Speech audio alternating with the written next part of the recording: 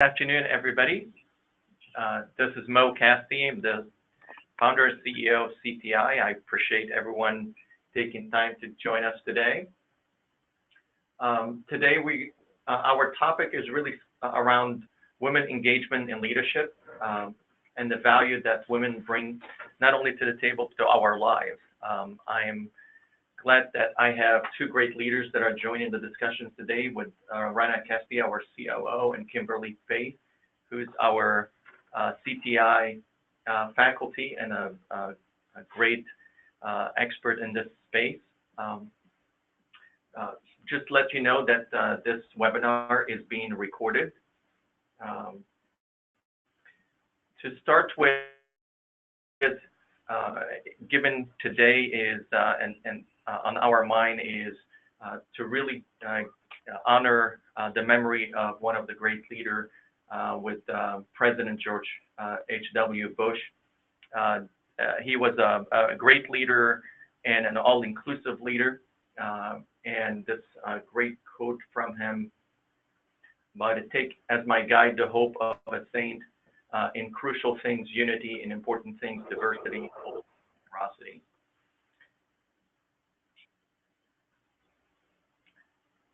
As I mentioned, this webinar will be recorded. Everyone is in a listen-only mode. If you'd like to ask questions, there is a question box that you can type. Rena is monitoring those questions, and she will relay them to Kim and I into the discussions as we move forward. We're greatly appreciative of the time to be able to spend together on this topic. And it's part of our mission as a CTI that we are here to save lives by empowering physicians and leaders and organizations with leadership strategy and innovation.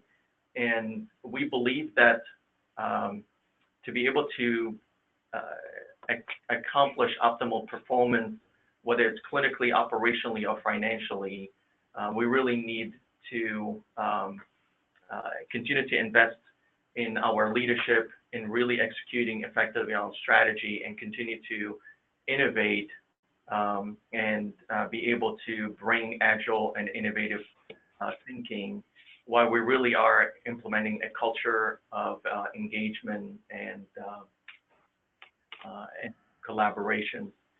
We do those things through focusing on thought leadership, training, development, coaching, consulting, and speaking. Why are we talking about this topic? I think it goes without saying, but sometimes data helps. There is direct correlations between diversity and engagement and business results. Both the Boston Consulting Group did an analysis of top performing companies, and women that or organizations that outperformed from an engagement perspective had a difference in gender between the top performer and the lower performer. But also from a diversity perspective, when you add it to also engagement, then it really becomes an accumulative result so that companies will outperform others from a bottom line perspective, both on the revenue side and on the profit side. But we have a way to go in analysis of where are the leadership and how the funnel really gets to narrow more and more as leaders are engaged more and being more on at the C-suite level. We have a way to go to really continue to add more to our diversity in the workplace. On the healthcare side, interesting enough that while women make 90% of the healthcare decision for the household, yet in the healthcare side from an engagement perspective, there's only 4% of women that are CEOs of various healthcare companies. 18% are CEOs but we're making more progress on the physician side. I think the recent data that even 51% of the medical student graduates are now women, and so we're making progress a little bit more on the healthcare side. But really, this is a conversation around engagement, and engagement from our perspective is that engagement is not a metric. It is not enough to be engaged. We have to be all in, and it starts with us. It is a mindset. It is a leadership act on our end to co-create with others. It is a commitment that we make to each other, and it's about having those humanized conversations one at a time that builds trust, and it is over and over again over multiple sprints. And so today's conversation about women's engagement is in that venue of that it is critical, and it really develop not only results, but it's about really collecting and bringing that aspects of that which starts with all of us. So that's where we're hoping that this is an investment in each one of us, and I'm excited to have Kim Faith really join for this discussion. I have known and worked with Kim for many years. She's really passionate about this topic, and we'll be sharing that with you today, but also really her way of approaching it from a system thinking and being able to really apply it to practical things that we can all take advantage of is really the conversation that Kim, we're lucky to have you join us today. So with that, thank you so much. Thank you so much, Mo. I really liked what you said earlier about co-create, because I think that is such a powerful concept. So I am thrilled to have you all here today. I'm going to ask if Margie would go ahead and do our poll right quick, because I wanted to get some feedback from the folks who are here. So she's going to launch our poll. And as she does that, I'd like you all to take just a minute to go ahead and vote. If you would, go ahead and vote, and we'll have that. It says, what do you believe to be the top reason for disengagement in leadership by women in healthcare? And I'm well aware I could have had 10 to 15 possible answers, but I'm curious about what you think. If you'll go ahead and take a look at that, and the audience is voting.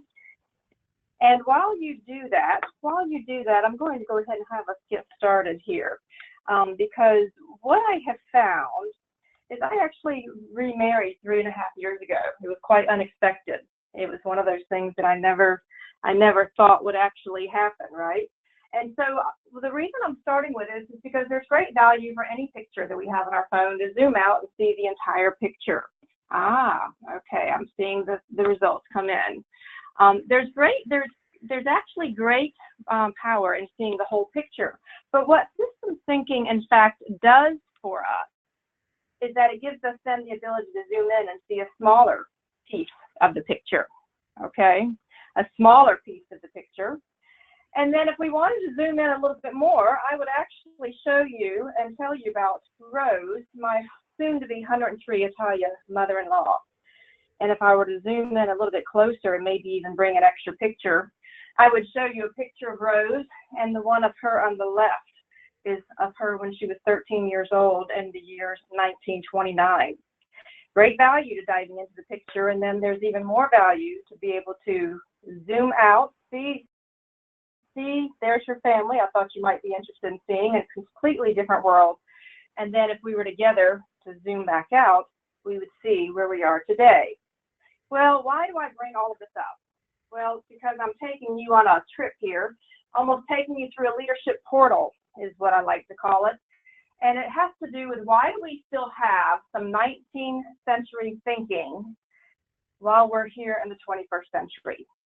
And I'll be honest with you, I'm not so sure that I would have actually seen as much as I've seen if it had not been for Rose living with my husband and I for 2 years.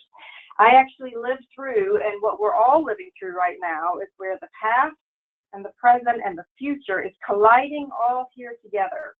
And it's causing us to begin to think about things differently. So I'd like to ask you all a favor. If you would, for this webinar, please suspend any judgment.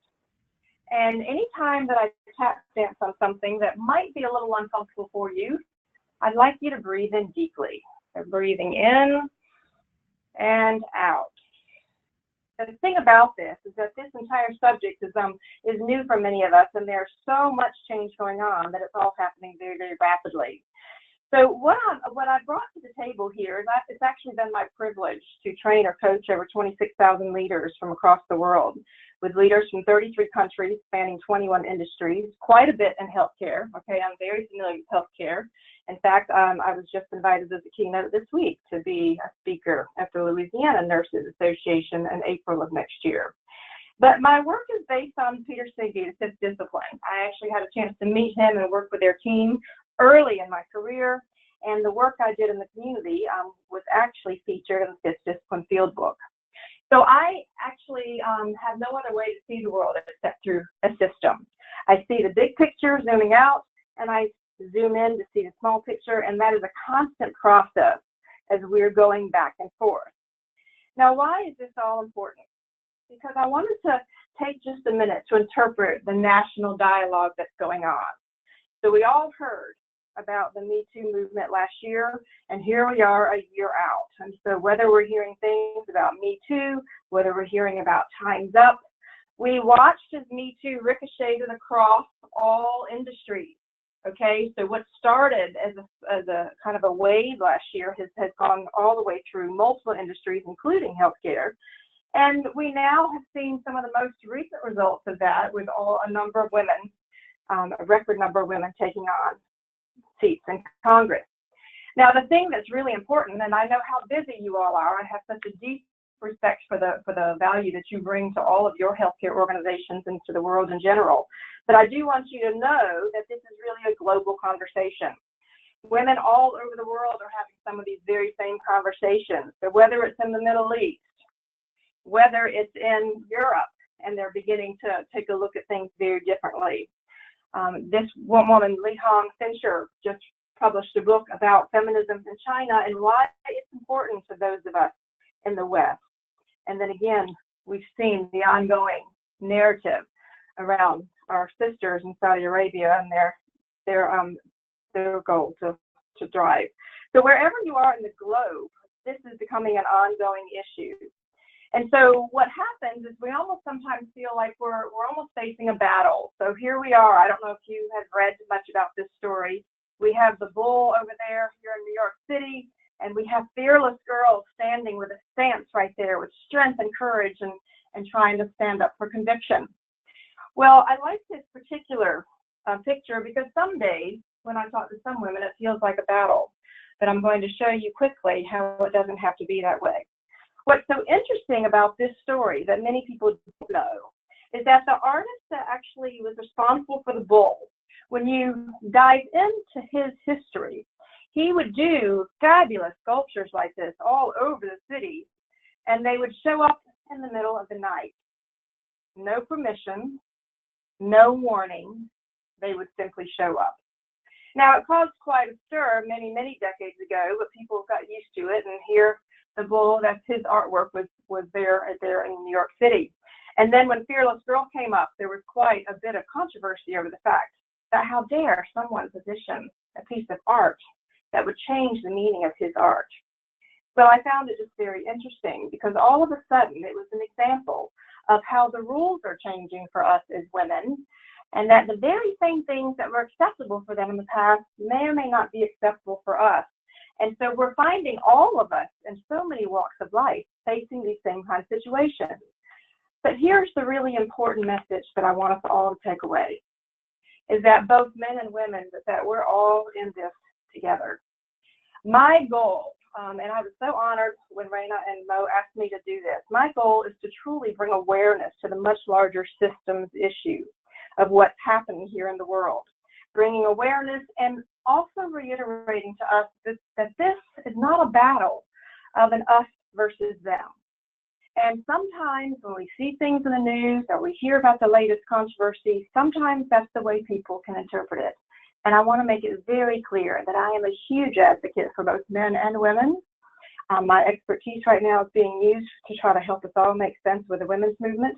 But I'll show you how this comes together in full circle. It's really quite powerful. So the question becomes, what comes first? Is it collective change that we need as a society, or is it individual change? And so I want to offer for you that perhaps we think of it like parallel tracks, parallel train tracks, where we need one side to be working on the individual change, one side to be working on the collective change. And let me show you how this came up, because it was quite unexpected. So here I was traveling all over, working with both men and women, but more and more women's groups. And I began to see some patterns coming up in behavior. I began to, when I started asking women to introduce themselves with impact, I began to see a hesitance. And then I would ask them, can you please give me your 3 brand words or phrases, 3 words that really say what it is that you bring to the table. And so take a look at some of the words. These are some of the words that I collected, and I also added in some of the words that many of you actually completed the survey, so thank you. And so I want to just bring light to a couple of them. There were some very, very good words in here, but for time's sake, I wanted to bring up the ones that I saw that were kind of reflective of the larger pattern. So whenever I saw words like capable and dependable, well, to me, it seemed like that was really like a base quality. Of course you're capable and you're dependable. The women that I saw were so much more. And then I would take a look at words like consistent and hard worker. Well, the reality is that I haven't met anyone who would not say they are not a hard worker. So that isn't necessarily a brand word that has what makes you stand out. I would see words like helpful, and I would think, why are vice presidents, women who are vice presidents or in high roles, describing themselves as helpful? I would see words like friendly. I would see words like trustworthy and dedicated. And again, those things really came with an expectation of the job, an expectation of the leadership. And I kept asking, why was this? How was it that the women that I saw in these rooms were so incredibly talented, and why were these the kind of words coming up? And then this is what I ran across. Please take a look at that. What really hit me was the fact that I saw women who were acting like they were acting small, like a cat, like a kitten, when in fact they had the strength of a lion inside. I could see it. We could see it for each other, but it was challenging for us to see it for ourselves. Perhaps you can relate. And so I started to set an example, and you are welcome to take a picture, please, of this particular slide and keep it here for yourself. But I started collecting more powerful words and phrases that women could begin to say, wow, yeah, that's what I am. I am fearless. I am dynamic and decisive. I am bold. And I began to see them awaken in a way that I had not seen before. I saw this happening individually, and I saw it happening collectively. And so, like a radio signal, what began to be very, very clear to me is that our internal dialogue sends out a message. It sends out messages every single day. And what was keeping me up at night was the fact that I would leave these programs and I would say, why? If they think this inside, how can we begin to change it outside? And so that's the first thing that I want you to be thinking about here. Ask yourself, please, what signals are you sending out to the world? Such a critical question.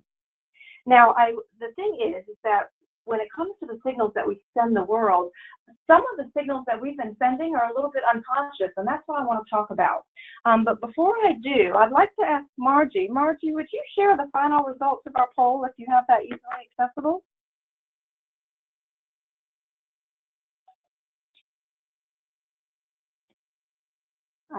She may not.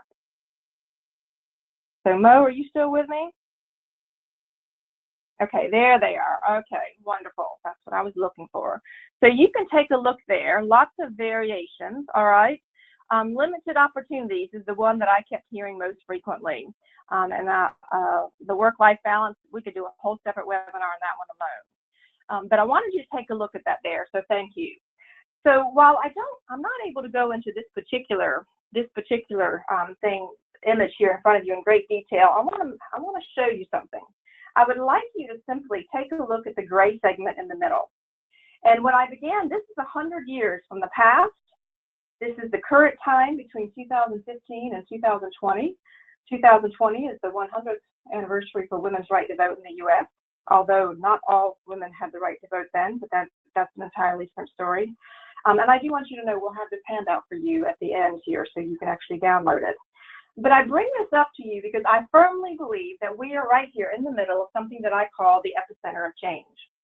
That when you begin to look at the past, it all of a sudden occurred to me is that and I have read hundreds and hundreds of books, I have worked through hundreds and hundreds of studies, and our focus as we look through the change in our world really was on the external. We looked outside of ourselves, external collective change. And then I know that is still an issue today, and I'm not going to pretend that it's not, but I began to be alarmed by the fact that really the conversation that we needed to have with each other was the opportunity for us to begin to look at our internal dialogue. That's where I think the leverage is.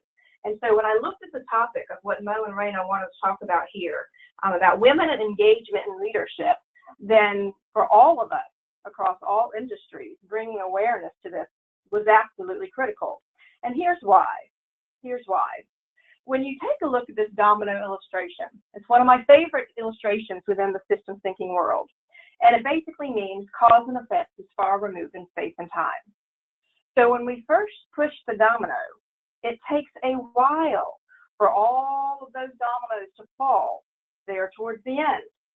Now I want to tie this back to Rose, my soon-to-be 103-year-old Italian grandmother.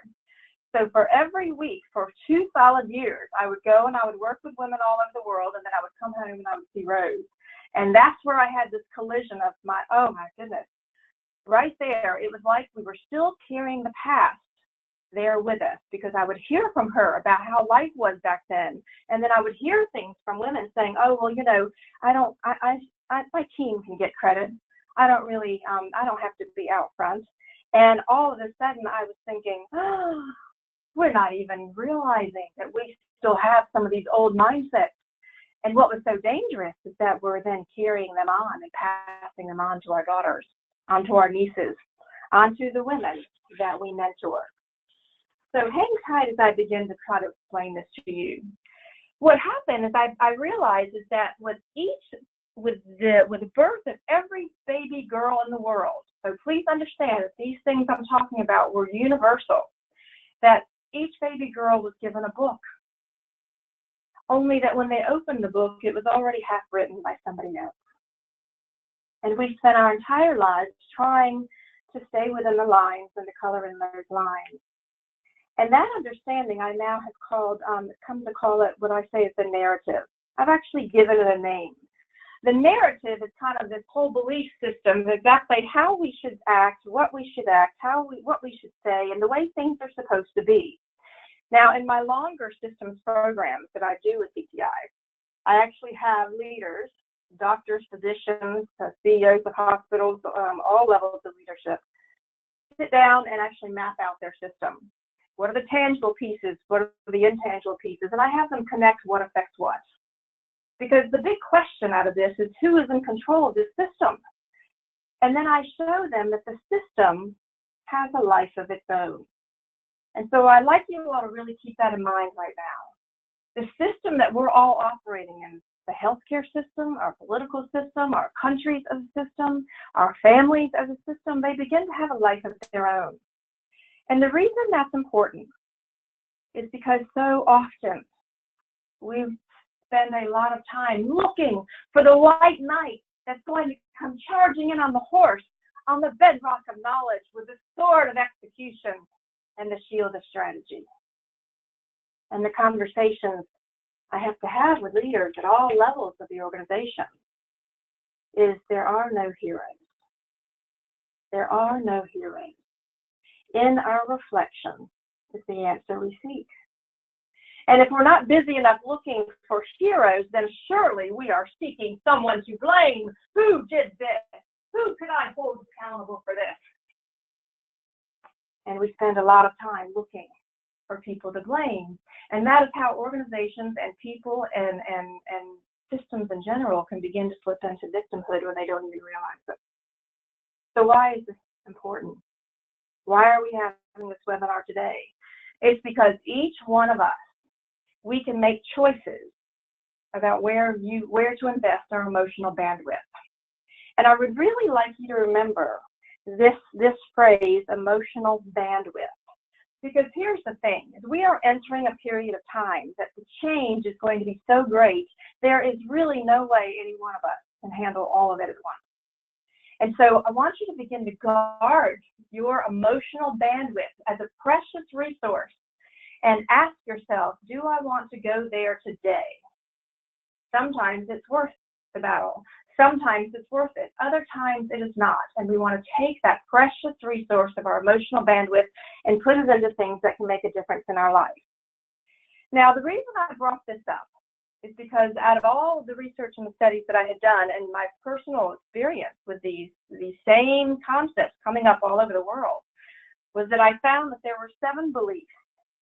And so, Raina, in a minute, I'm going to introduce these 7 beliefs, and I'm going to open it up to have you maybe field any questions with me before I go much farther. But what I found is there were 7 beliefs still tap dancing in our subconscious. Now, a few of them will sound familiar to you, but others were hidden from us, and it was quite surprising. I've come to affectionately call this group the Sisterhood of 7. And the reason is because I encourage women to go into relationship with them. I'll show you each belief in just a second. But the reality is that any of us that are sitting here on this phone call today, you and I have one hand in the past, we have one hand in the future, and we're standing here today, trying to navigate which way are we going to go. And my hope, my genuine hope, is that we can begin to ask ourselves, where do I want to consciously choose? So I have 7 to share with you, and I'll ask you, as I said, reply in the chat box. The first one is Carrie. I expect perfection. Second one is Renee. I have to meet all demands. Now, you and I both know, all of us on this call, that we could do a separate webinar just about that one. Gabriella is all about I need permission and approval. She's actually the sister that I'm probably closest to, and that was very unconscious. We have Darsha. I should accept what is said or done. And in fact, the Me Too movement really has the roots in this belief system around Darsha. Aveline, I am not qualified enough for that position, for that opportunity. Jalila, if I work hard enough, I will be rewarded. So many women, heads down, working hard, waiting for that day to come. And then Nikki, I am okay in the background. I am okay in the background. So I want you to take just a look there, and while Raina's beginning to maybe ask some questions before we continue, I want to see if which sister might resonate with you before I share with you some more information. Raina? Yes, I have couple people who have indicated that they see themselves in Aveline and Jalila. Yes. Okay. Absolutely. Those are 2 of the most popular ones that come up. And keep in mind, these 7 may have slight variations, but I've been testing this out for a long time, and I can map out just about any issue that a woman is facing about how their career is going on, down to one of these and beginning to find their way unraveling. Any others, Raina? Yes, Carrie and Renee. There you go. I have to meet all demands. I expect perfection. Now, please keep in mind for all of us that I really could do a separate webinar about each one of these, okay? But we've already pulled together some materials that was CTI asked me to be able to even give a gift to each one of you as the book. Raina, anything else before I continue?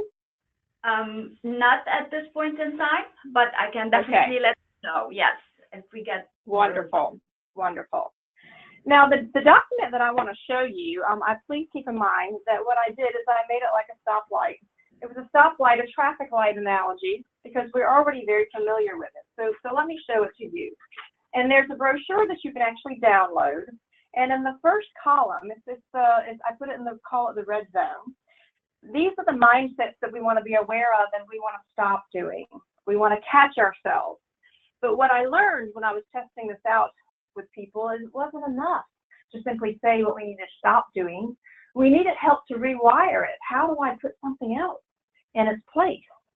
And so that's where we would move into the yellow zone, where we begin to make a choice. And that's where we start to make a baby step. And so if there's a sister that really speaks to you, then you have a phrase there. And then the green zone. Now, there are some women that will jump right from the red zone to the green zone, but the green zone is really where the freedom lies.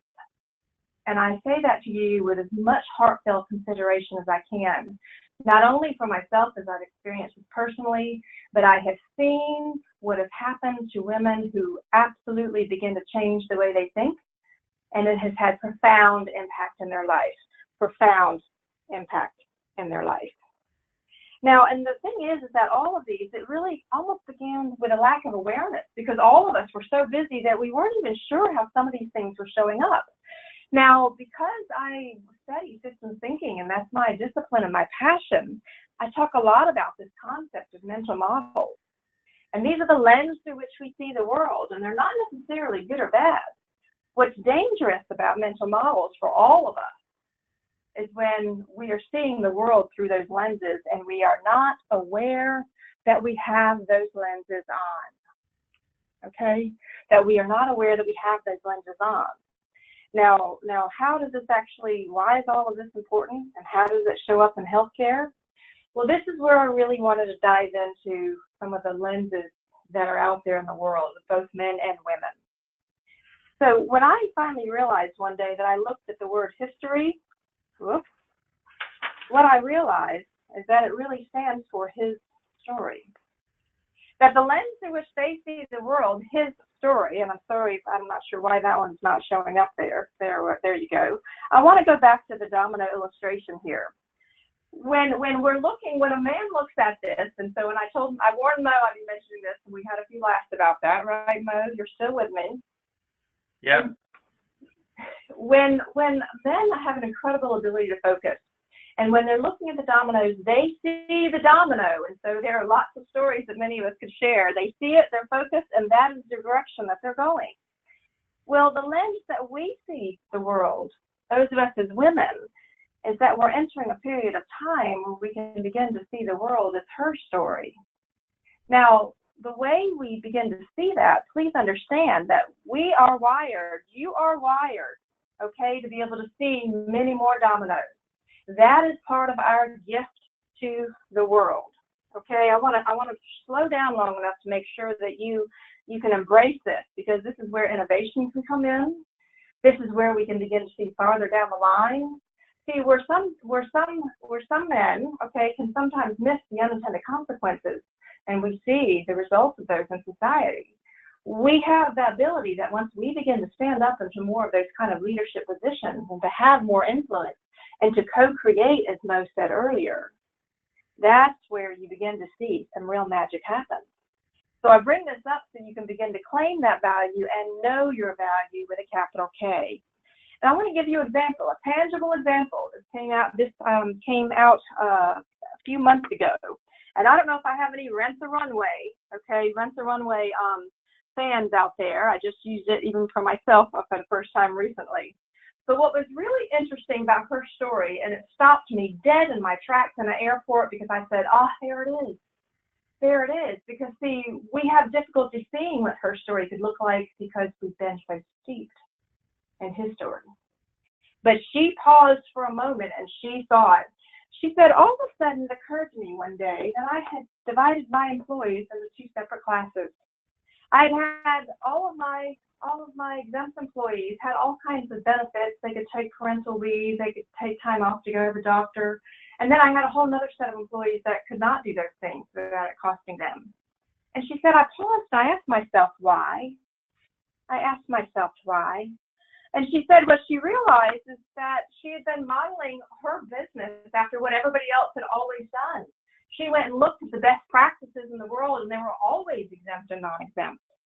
And she made a conscious choice to change that, and she now had 1,200 employees. And she changed it for her company where they're all on the same benefits page.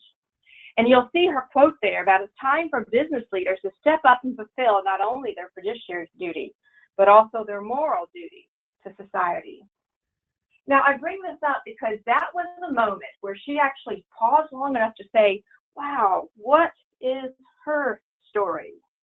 And that's how we begin to create a culture that values diversity and values what everyone brings to the table. Because here's what I want you to know, and especially any of you that are moms of sons. The thing is that when a woman begins to step up powerfully and understand what her story means, what happens is it evolves into our story. Our story. It can be no other way. See, and that's part of what's so magical about all of this, is that it can be no other way. That is the way we're wired. And so when we really begin to think about it, it begs the question about what would engagement look like if we began to have more women in some of those leadership positions? What would engagement look like if we began to understand and truly, genuinely appreciate the value of what we bring to the table? And the reason this is so important that we look at it holistically is because hospitals can't do it on their own. Corporations can't do it on their own. The mindset, the internal dialogue that we have as women, we are showing up in the workplace with them. And so it's almost like we're trying to shift it halfway through the process. And if I was standing there with you right now, I know I could see your head nodding, because this is one of those really, really big issues that I have so many women having conversations about. And collaboration really is the essence of who we are. And so, Mo, I'm going to ask you to comment right quick here before I finish up some of my thoughts here about what you see when it comes to engagement and men and women working together, and what the points that I'm bringing up here. Thank you, Kim. I was smiling as you were going through all of this, is because also at the end of the day, some of the things that are the mental models also exist on the male side than just the female side. So we have our own internal dialogue that we have, and many of those also, whether we want to be engaged or not engaged, but at the end of the day, it's a choice that we all make, whether to engage or not, and where are we going to use our capacity and our, like you put it, our emotional bandwidth. It's the inclusiveness and seeing the big picture, I think, is the key for that. It's realizing that we cannot do it by ourselves, and we need other people to really get to a more innovative, better ideas. So that domino is that aspect of, do we either charge first, or do we take a stock into who do I have on the team and the diversity of the team, and how do I maximize that? And I think that's where we see a lot of great engagement. Absolutely. And so here, I think the thing that's so important for us all to really begin to look at, both men and women, is that when we are thinking through all of these things, we have to understand that fear is playing a very big role. Fear is playing a big role not only with women, but also with men. And so what we are all being asked to do is begin to push through that fear. So for women, that can include everything from how do you begin to introduce yourself with impact, how do you begin to position yourself for some of those larger opportunities. I was with a group of very high-level women who were healthcare leaders, and I had one that was incredibly talented, and I asked her why she wasn't going for the CEO position. And she said, oh, well, that's because the bylaws require it to be a doctor. And my only comment was, we'll change the bylaws. Because that's a classic case of where it comes from, the fact of, were those rules made through the lens of his story? And is there perhaps a new way that we could begin to look at it? And so I bring this up because we are watching women sometimes become sucked into that fear. We have men sometimes that are being sucked into that fear. I was being wired up for a conference the other day, and the man called another woman over and said, "Can you please put her mic on? I can't touch her. I'm scared to touch a woman these days." And I'm like, it doesn't have to be that way. It doesn't have to be that way. And so because much like men have their own narrative to work through that. And so I bring this up because I've really come to believe that we only have two choices in life. Is it love or is it fear? Are we choosing fear or are we choosing love? And whether it's love for ourselves, love for our patients, love for the people that we lead, love sometimes is enough. And so what can you start doing today? Because I'm very big into that. What happens today, Kim? Kimberly. Yes, Mo. Yes. Kim, we have a comment from one of our attendees. She was saying that she was active in the women's and civil rights movements in the 60s and 70s, and that she feels frustrated that this work is still needed. She agrees that we need to step up, starting to feel women's inequality fatigue. Yes, and and that's been one of the things that I really want to mention is because it becomes quite disheartening. We thought we had arrived. We thought we were all farther ahead, and I've become convinced, regardless of what side of politics any of you are on, I've become convinced that had Hillary been elected, we would have sailed along and not understood that there was still so much more to do. So whether it's men and women, whether it's the diversity issues, whether it's racism, there is still a lot, and that's going to be driven by this need, this desire to be able to change our internal dialogue. So spot on. You are absolutely right about that. Was there anything else, Raina? Not yet, Kim. Okay. So as we were thinking, and please know I could talk to you all day long about this, I wanted you to think about what can you start doing today. And the first thing is to make a conscious choice to invest in yourself first. That's part of why I even made the handout. It's an actual brochure that you can fold up, a trifold, and put it in your pocket. And I give it to women because not that I want them to focus on the red zone, because I don't. The red zone is simply an awareness piece. But if every day you began to repeat what's in that green zone, because what we focus on grows. I wanted it to be something that could help each of us begin to catch where those things are showing up, because all of a sudden, when you begin to see it, your eyes are going to be open and it's going to be like, oh my goodness, I cannot believe this is still happening in so many ways, and I have unknowingly been party to it. So please understand that if we each invest in ourselves first, okay, if you invest in yourself first, collective change is a result of individual change. When my light comes on, and your light comes on, and Margie's comes on, and Raina's comes on, and each one of you on here on this webinar right now comes on, that's when things are going to be the change. You are the leverage. And see, the power is that when I map it out on that big sheet, like I told you, you can download later, the epicenter of change, it's like we haven't crossed over an invisible threshold as of 2015, where all of a sudden the world has really changed, but maybe we haven't necessarily tested it out. And this is a conversation I have with many executives at high levels that all of a sudden wonder why they were successful and now they hit a wall. Well, it's because what used to work no longer works. We've crossed over a threshold, and it takes us, each of us, taking a mental model out of our head and looking at it and saying, does this still serve me? And if it doesn't, we choose to rewire it. So I wanted to give you 3 tips. The first one, please be aware of the box. This box is every possible label that others try to put on us for any number of things. Sometimes we put ourselves in a box.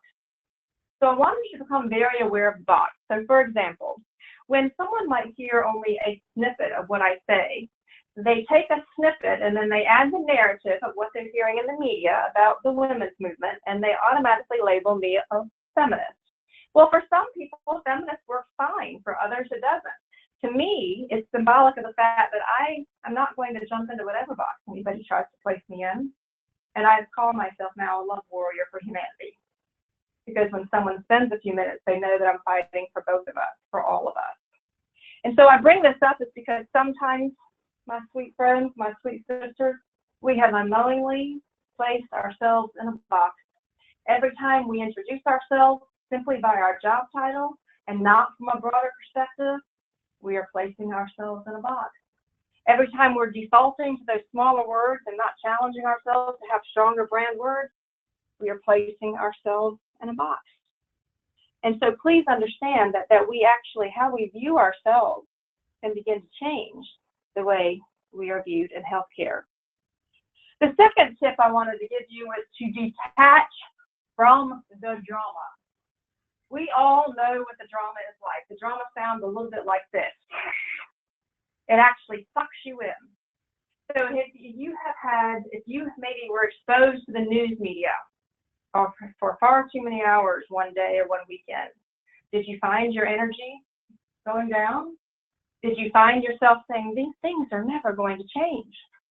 This is part of what I'm talking about with the drama.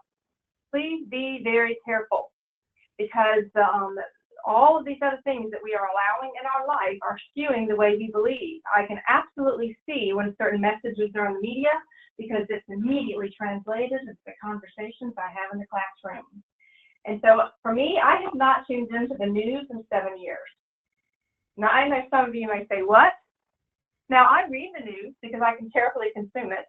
I will look up videos when I read of things that were interesting or hear people talking about it, but I do not allow myself to stay plugged into the news, because quite frankly, it can depress you. And quite frankly, it can skew you into thinking the whole world is bad, when that is not the truth. So we can each make a conscious choice to detach from the drama, because that ties directly into being very mindful of your emotional bandwidth. Where do you invest your emotional bandwidth? I can tell you a lot more about that. Ask me some questions if you're interested in learning more. The thing is that the final tip that I wanted to give you was to start investing some of that emotional bandwidth. When we begin to pull ourselves out of that drama, okay, when we stop banging our head against the wall of his story, we stop banging our head against whatever issue it is that's trying to suck us in, he said, she said, what's not fair. And instead we say, you know what, I'm going to choose to start writing my story from a blank page. What could that look like? And let me tell you, when that has happened, this is the thing, is that I've seen changing these mindsets. This is part of why I'm so passionate about it. I have seen women change their entire financial packages. They've increased their salaries by 31%, by 51%, by 66%. Because part of the work was we had to get them out of their own way. Now, were they in their own way for a reason? Sure, we all were. But that's what I'm talking about, that we crossed over this invisible threshold, and we now have an opportunity to be able to see it very differently. So I want you to know that we're giving each one of you a book. Mo, I'll let you talk more about that as I wrap up here and comments, and then just to be aware for answering any of these questions. I've given you a lot of detail in the book. To have you be able to zoom out and see the big picture, zoom in to see what those sisters look and sound like, because sometimes we might surprise ourselves. And I tried to give you all kinds of things to be able to inspire you and help you be aware, not only for yourself, but also for others. And so please, as we go into the future, and I love this picture of looking at like a crystal ball here, I'm really a big believer that the best way to predict the future is to create it. And I genuinely believe that we are each co-creators of a new reality in this world. But we cannot stand by the sidelines. It's going to take each one of us taking a look at ourselves, and in the reflection in the mirror is often the answer that we seek. So that is my message for you today, sweet sisters, and I'm going to stay here and answer questions, and I want to open it up to Mo and Raina as well, because those two have been such a tremendous partners as we bring this message about how important you are. Thank you, Kim. I mean, it's amazing how this conversation really brings it home to that for us to really get to a collective, better outcome. It's still an individual effort. It still starts with each one of us really redirecting and looking at our mental capacity and our mental model and how we're seeing view the world. We are also pre-wired with some of the things that either we were told or you know, in healthcare specifically, you know, we are such a rule followers. We all like, well, you know, we tell ourselves, well, we can't do this or we can't do that, and when we realize is we're standing in our own ways, and this is the opportunity to really break out of that and lead, and being able to realize that there's so much value with the diversity that each one of us bring to the table. Absolutely. And the thing is that as much as we would all like change to be like a light switch where it's, you know, change now and it's on or off, what happens is it's day by day, and it's decision by decision. I've been at this journey for many years myself. There's so many things that I could share with you about that, but even I, living this so much of the work that I do, it's a reminder that this really is a huge shift and an important shift. And so it's no accident that the women who are on this webinar that you're on here today, I've come to learn that there's always a reason why our lives intersect. So I genuinely appreciate it, Mo. I wasn't sure if Raina or any other questions or thoughts that you had. I wanted to be very respectful to everybody's time because it's truly an honor that we've had this hour, almost an hour together. Well, one of the things that really we want this to be the beginning of many more, and so part of this and a call to action for everybody is continue to invest in yourself, and we're here to help you. Get a mentor, get a coach. Actually, one analysis is that not too many women take on a mentor, and that's something that in one survey that 45% don't have mentors, and so that's an opportunity to get that, or be a role model and be a mentor for somebody else. I think we can all use help, and there's a value in also the diversity that we bring and challenge each other in the view of the world. Join a round table discussion. If you're passionate about this topic, we would love to have you on a next webinar. So please join us in this conversation.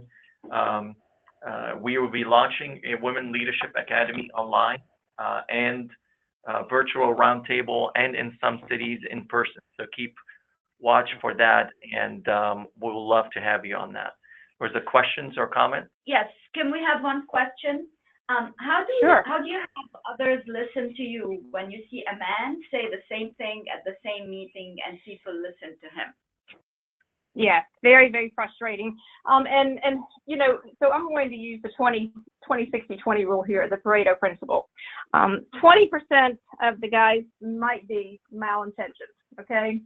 The other 20%, I believe, are really not as aware. And then we've got 60% in the middle who are kind of aware and they're not sure what to do and they're frozen. I think this is an ongoing conversation for us to begin to call them out and talk with them. So Mo, you can certainly have a suggestion. I'm a big fan of talking to people behind the scenes if we can, to bring up more awareness, because here's the thing that I think is so wonderful right now is people are willing to have these conversations. Are there going to be some that don't care and are still difficult? Absolutely yes.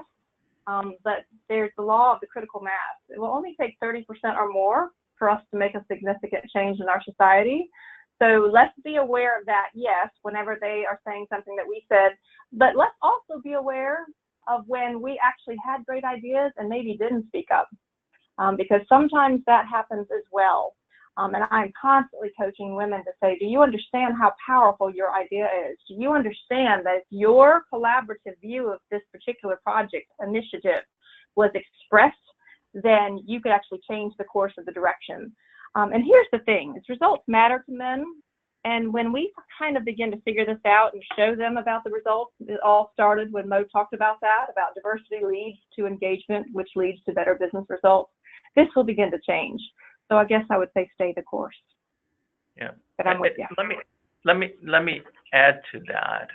Is look at from that comment or question, I think that also brings up issues around culture and what type of environment have we created where people feel that they're listened to. And so if you're working in an environment where we listen to different voices versus the idea and really rewarding the idea independent of where it came from, then we have an issue as a team and as a culture. And it starts with us really talking about this and putting it on the table. And this psychological safety that you can create with your team of being able, if in my team, when we have if psychological safety that's been established, then anybody could walk in and if this aspects of, well, how come when somebody says something it's not listened to versus when somebody brings the same thing that's listened to, and put it out there on the table, because it clears the deck of that. We bring awareness to it because sometimes we may not be even aware that we do those things. Yeah. Well, and the other thing I just want to add to that is that we as women, there was a lot of research about this, and I talked about this in the book. The good news about us all being much more aware of the statistics is that we're more aware. The bad news is that we are now so aware of all these things that are working against us that it's really, really hard to climb out of that and begin to give ourselves a clear space to see when it's really happening versus when we're expecting it to happen. And that ties into self-fulfilling prophecy. So please dive in. I'd encourage you to dive into the book about that because that's really, really important. In some ways, we as women have almost become part of keeping this narrative alive, and that's part of the awareness that I'd like us to begin to think about. So thank you so much for asking. I'm going to add to that look, this is not just a women versus man conversation. You know, we as men, we own also part of that, and us as leader requires that we create that environment where everybody feels included. And that's really, at the end of the day, what engagement is really the opportunity to create that inclusiveness and where people feel that they're contributing to the betterment of everybody. So I put the responsibility both on each one of us as leaders to really make sure that we all feel that they're included and listened to and contributing. And Mo, I'm seeing that much more. I see many men in leadership positions starting to have more of these conversations to say, okay, how do we do this? I genuinely want more women on my team. So I know we all have a lot of work to do, but you're exactly right. It's certainly both of our responsibilities. Yeah. One also final announcement is that there'll be round 2 webinar in January to continue the conversation, but also we are leading with Kim at AMGA on March 28th, the Women in Leadership conversation in Maryland. So if you're in the area or you're attending AMGA, please join us for that discussion, and it would be a great day spent to deep dive into this conversation. And with that, please know that we're here to help as you are on your leadership journey. We will be, as a gift, we will be gifting you Kim's book and my newest book on engagement. So those will be coming your way in the mail if you signed up for this webinar. And download the tools and connect with us via social media on Facebook, Twitter, and on LinkedIn. And let's keep the dialogue going. But my encouragement is take one thing from today and really commit to yourself that you will do something with it. And with that, we conclude our webinar for today. And I want to wish everybody happy holidays. And for Kim and Rena and Margie, thank you for all your help and for everything that you do every day to make our life better. And wish everybody a great end of the day. Take care, everyone.